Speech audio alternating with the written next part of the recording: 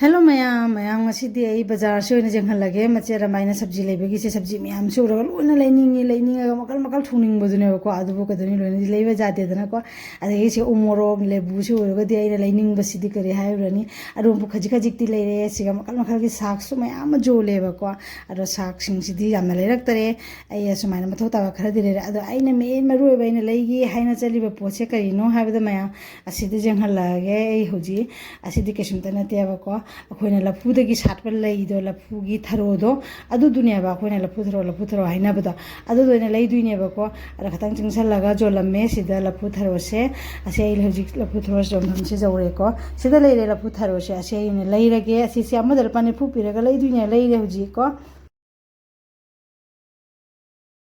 Ma'am welcome back to Babina's kitchen ma'am सिदे लफुथ्रो की बड़ा सोइन उलागे लफुथ्रो से अखोई शब्द याम चाने को सिगा चाबा चाना दबा मैम खंगदबा सु लेयबको अदु मकोई लफुथ्रो से बड़ा हौरगे बड़ा कमैना हौगे हना हाबदैना उनिंगदना को आइना लफुथ्रो से दुमदगी थोला परपनी अदुना ngasiगे वीडियो से लफुथ्रो बड़ा हाइना हौरगे अदुनी मैम आइगी चैनल असिबु नौना जेंबिरबे इसिना अपनमकना प्लीज लाइक शेयर सब्सक्राइब तौरगा सपोर्ट तौबिरमो आइगी सब्सक्राइबर गासे पूरा लेपख्रेको खरानि वीडियो थांगा तबदगी अदुनी मैम सपोर्ट तौबिरो आय नो वीडियो मैम थांगाचरागे अदुनी ngasiगे आइगी लफुथ्रोगी बरासे असिसोइना जेंमिनरसि thank you ma'am hello ma'am अना लफु थरोगी बरा से हौरे चानिंगना हौबनीना जामसु हाउरे हौबगी रेसिपी से हौरसी मैम असिदा लेरेको जनम से अना क्वार्टर हिंगोंदा थारमबनेबको अदु नुसा सामनगीदनानेको मखै चाकथेकपा हाइतारे चाकथेकपदुना मतोलम थंबसे येलो अना खरा नापु अना चाकथेकपसे ओइरेबको असिसे अइ हुजिक फजना मंदोनी असिसे मंदोगा अना असिदा थम्मे थम्मगा कदौनी हाबदा असिसे अखोई पेपर अमा थारिसे करिगिनो अना हाबदा लफु थरोसे असिसे मखोइसे कथलगने मांगोंदगी महीदुनाने पक मखारा तारगा पकासिगा चुसनगदरा अना पेपर अमा थारगा थम्बनेबको अदुमको अइ असिसे लफु थरोसिगा जनमसिगा दि रेडी ओइरबनिना अइ असि अमु सेमनबगी अमु थौरांग तौरगेबको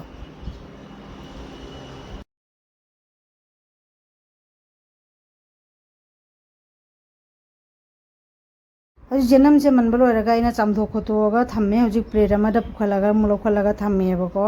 अदुगा हजि लफु थरोसे हजि मादि मथक्तगी दुम चामथोएबको अदुगा हजि तैथोको दुनियाबा अदु हजि सिसे मकुसे खोक्टोगे अना करमाइना तौदुना हाबदो हाइदि लफु थरोसे मासे ऐसे लेरकपगा थोंग हौबदि नत्रबनिना दुम जानि द मुनुनिनि चंगना लाए अदुगा हमकमु मुमुनिनि मु थम्मबनिना मनुंगसे मगमागी मपानसे खोगी मुरी तौरमेबा द मुरबनिना सिदि हाप रोयाबको अदुदना मागी कवर से खरा जामना लौथोकपगी मथौ तारे अदुना कवर सिंग जैना लोइना लौथोए सुमाइना तौरगा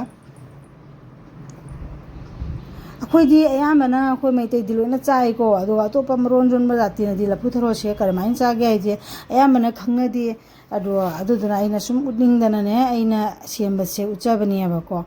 अदुनी अइना सेमबसे लानब्रा हैना हाइबदुसु खरा हाइबिरो अदुगदि अइदि सुमाइना अइना दुम इचम चमना अइना बोरा सेमजबदो अदुगी मवंगदै सेमनबगी होनाजबनेबको जामना हेना अहेनबा अहिबा स्टाइल दा तौदुइनतेबको अइना दुमदा अइना सेमजबगी मवंगदो अदुनी अइना सेसु दुम तौइसे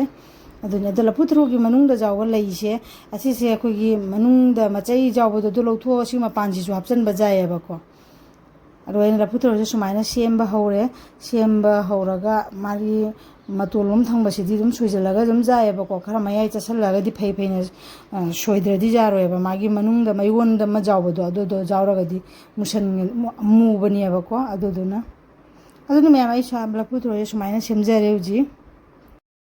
अदुनी लफु थरोसे सोइबदसु जामना नुंगाइरे हाइदि को मन मागी मथक्की कवर सिंग लोइना थरोसी मथक्की कवर सिंग लोइना फजना लौथोखरगा मनुंगदा मयोनगी अनौबदु तो ओइरबनिने सोइबदसु जर सोइदरे को आइना सिसे अदुगा लफु थरोसिगी मागी मयोनसे मयाइ जौरबनिना मयोनसे लौथोकनबगिनेबा आइना फैना सोइरिसे को सुमाइना आइगी लफु थरोसे सेमजरे अदुगा लफु थरोसे बोरा खक्तन तेंगौरगसु चाबा जाय हाजे मखल मखलगी तो माने सेमगा चाबा जायसे अरु उत्ती उदनिंगे अदु आइंगोंदादि लफु थरोसे अमा खतंग ओइना पुरगा लाए अरु मतंग चाबा मतमदा मथंगदा मोइ दुम सेमक्केबको।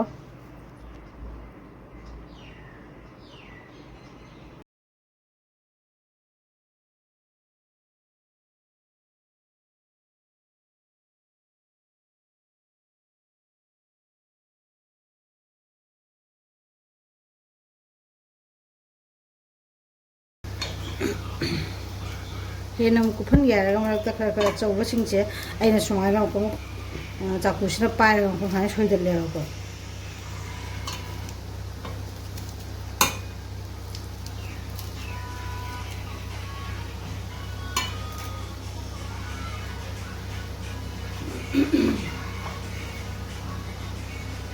जेनमसे मोई चांगथोगा थम्मबनी हुजी जेनमसे अमुक मोई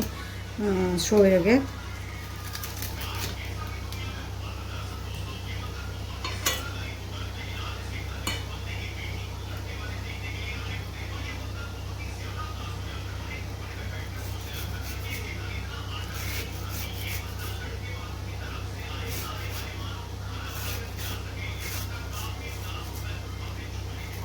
सुमाइना सुम सोइरसु जाय जोइना सोइनिंग मोंगदा सोइबा जाय को एकदम कोई हैनाबिदो बे मोंगदा सुमाइना सुम सोइरे मैमदी हैनब्रा हैनदब्रा खंगदे जनमगा लफुथ्रोगी बोरासे अदो आइदी जामना हाउजै पामजैको जनम निबु हारादि पंहाउता हाउरे जनमना तौबा जा हिंजांग दसु जनमना सोक तौबसे असि हाउजै जनमना बोरा हाउबसिसु जामना हाउइको अखोगी जनम मितैगी जनम सिना एनते एनबनि जा हिंजांग थोंगपदने तिलौ जनमसि दुम चादा यादबगी चाबा हाइतारे अहेनबदि मितैगी जनम सिना हाउबा हेलेको अदुना जनमसे पामजबनिना ए असुम थानबे खरादि दुम थानबगी होनैयेबको अदो जनमसे सोइबा लोइरबनिना हौजि असिदै बोरागी बेसन हामनबगी सु अमुक थौरांग तौरे स्टेय चना की बेसन ने हापिसे चना की बेसन से अइना सुम खबर खंगना हिसाब अमदा अइना हापचनजरे सिदा अदुगे अमुक मोसिदा हुजि मसला मु हामनबगी तौरसि करी करी मसला अचंबा मसला ने हापतुइसे सेमदबा चांगदा सुम हापे अइना थुमसे गमना जापसु नुइते अदुदुना अइना चांग अमदा हापे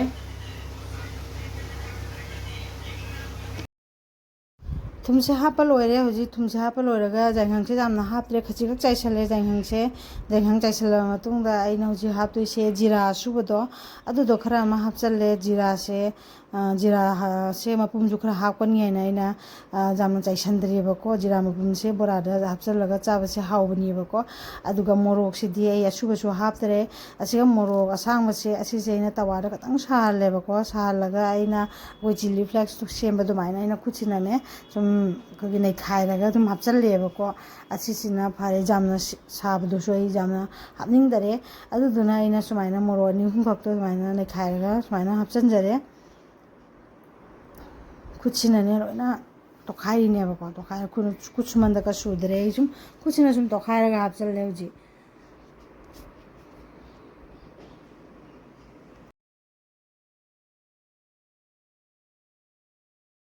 मोरक से तोखाइबा लोइरगा हुजी अइना बेसनसिगा मागी मसला हापचलिबा सिंगसिगा फजना हाना मही इसिंग हापत्रिङेदने को फजना हाना तोसलेबको सुमाइना तोसलौरगदि मागी मिक्सचर से फजना ओइरेदना को अदुदुना नियबको अदुगा हुजी सिदा मु इसिंग हापगा मु तोतुइनेबको इसिंग हापत्रिङेदा खरा मुन्ना तोखाइहौबनेबको अतैदे हेनबा हापरोय मसला सिना सुम चमना सुम हौरगे अदो हुजी इसिंग जे खरा हापचलसि इसिंग जे खरा हापगा मु अइना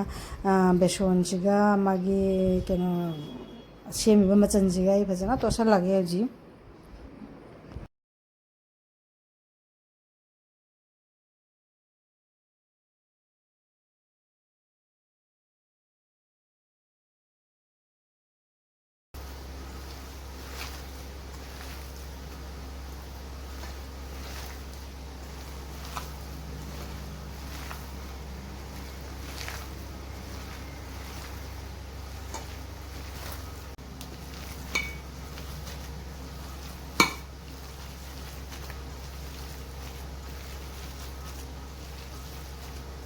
자 तोसलगा तुंबे हुजी लबदी ने हुजी कदौनी से जमा कुम म कुपसलगा हुजी थमगे मिनिट 35 पुन बजा कुपसलगा नाक थमगी सिसे से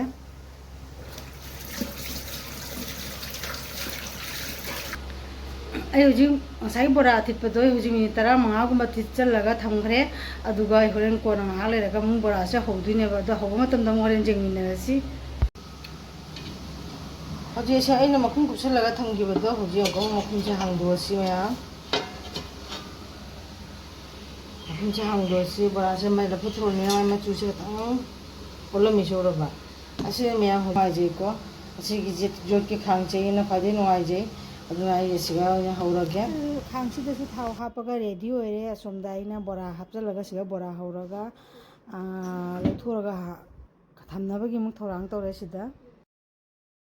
ꯇꯧꯔꯦ ꯄ꯭ꯂꯦꯠꯁꯤꯒ ꯁꯤ ꯄꯦꯄꯔꯁꯤꯃ ꯊꯥꯔꯒꯦ ꯑꯗꯨꯗꯤ ꯊꯥꯎꯁꯤ ꯁꯤꯒ ꯆꯨꯞꯁꯟꯈꯤꯅꯦꯕꯀꯣ ꯑꯗꯨꯗꯤ ꯍꯧꯖꯤꯛ ꯕꯣꯔꯥꯁꯦ ꯍꯧꯔꯒ ꯁꯤꯒ ꯈꯥꯏꯗꯣꯛꯅꯕꯒꯤ ꯔꯦꯗꯤ ꯇꯧꯔꯒ ꯊꯝꯃꯦ ꯍꯧꯖꯤꯛꯀꯣ ꯉꯁꯥꯏ ꯃꯈꯨꯝ ꯀꯨꯞꯁꯜꯂꯝꯕ ꯕꯣꯔꯥ ꯑꯊꯤꯠꯄꯗꯣ ꯑꯗꯨꯗꯨꯅꯤ ꯁꯦ ꯍꯧꯖꯤꯛ ꯑꯩ ꯑꯁꯤꯁꯦ ꯍꯧꯗꯣꯔꯕꯅꯤ ꯈꯥꯡꯁꯦ ꯁꯥꯔꯕꯅꯤꯅ ꯈꯥꯡꯗꯣ ꯊꯥꯗꯔꯒꯦ ꯁꯤꯁꯦ ꯈꯥꯡꯗꯣ ꯊꯥꯗꯔꯁꯤꯀꯣ ꯈꯥꯡꯁꯦ ꯊꯥꯎ ꯁꯥꯔꯦ ꯄꯥꯏꯔ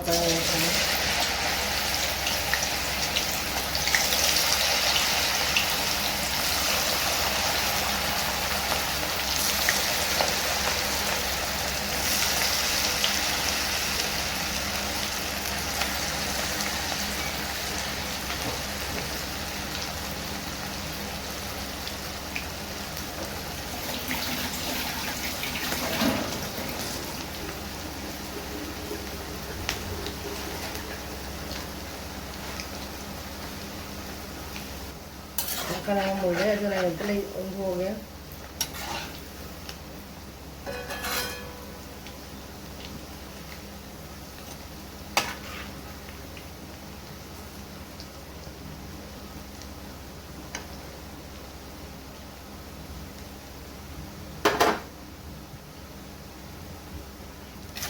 ꯑꯩꯒꯤ ꯕꯣꯔꯥꯁꯦ ꯃꯨꯜꯂꯛꯑꯦ ꯍꯧꯖꯤꯛꯀꯣ ꯃꯨꯜꯂꯛꯑꯕꯅꯤꯅ ꯑꯩ ꯍꯧꯖꯤꯛ ꯂꯧꯊꯣꯛꯑꯒꯦ ꯂꯧꯊꯣꯛꯅꯕꯒꯤ ꯊꯧꯔꯥꯡ ꯇꯧꯔ ꯂꯩꯔꯦ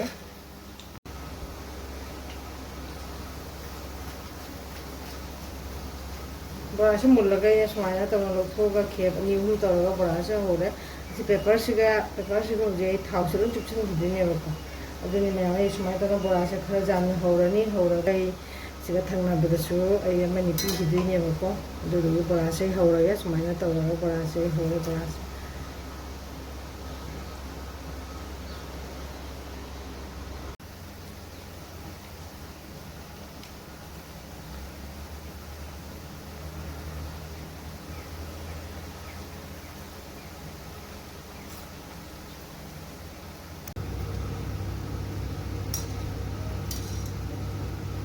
ꯁꯨꯃꯥꯏꯅ ꯇꯧꯅ ꯑꯩꯅ ꯈꯦꯞ ꯑꯅꯤ ꯑꯍꯨꯝꯁꯦ ꯕꯣꯔꯥꯁꯦ ꯍꯧꯔꯦ ꯍꯧꯔꯒ ꯁꯨꯃꯥꯏꯅ ꯄ꯭ꯂꯦꯠꯁꯦ ꯂꯧꯊꯣꯛꯑꯒ ꯊꯝꯃꯦ ꯍꯧꯖꯤꯛ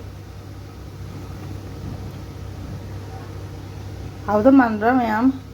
ꯁꯤꯒꯤ ꯕꯣꯔꯥꯁꯦ ꯍꯥꯎꯗꯧ ꯃꯥꯟꯕ꯭ꯔꯥ ꯃꯌꯥꯝ ꯍꯥꯎꯗꯤ ꯍꯥꯎꯏ ꯌꯥꯝꯅ ꯍꯥꯎꯗꯤ ꯍꯥꯎꯗꯧꯔꯕꯅꯤ ꯕꯣꯔꯥꯁꯦ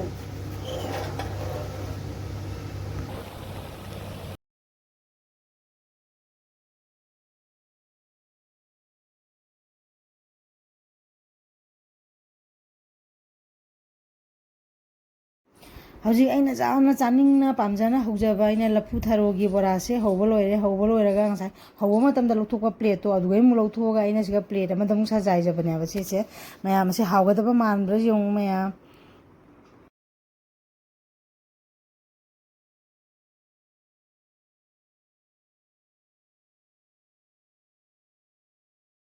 ꯄ꯭ꯂꯦꯠꯁꯤꯗ ꯑꯃꯨꯛ ꯐꯖꯅ ꯊꯝꯃꯕꯅꯤꯅꯀꯣ ꯑꯗꯣ ꯑꯁꯤꯗꯒꯤ ꯕꯣꯔꯥꯁꯦ ꯂꯧꯔꯒ ꯑꯩꯅ ꯑꯄꯥꯝꯕ ꯆꯠꯅꯤ ꯈꯪꯗꯦ ꯁꯣꯁ ꯈꯪꯗꯦ ꯑꯁꯤꯗꯒꯤ ꯂꯧꯔ ꯆꯥꯕꯗꯗꯤ ꯍꯥꯎꯔꯣꯏꯗ꯭ꯔꯣ ꯑꯗꯨꯃꯥꯏꯅ ꯑꯩꯅ ꯁꯨꯃꯥꯏꯅ ꯁꯦꯝꯃꯒ ꯊꯝꯖꯔꯦ ꯍꯧꯖꯤꯛ ꯔꯦꯗꯤ ꯑꯣꯏꯔꯦ ꯃꯌꯥꯝ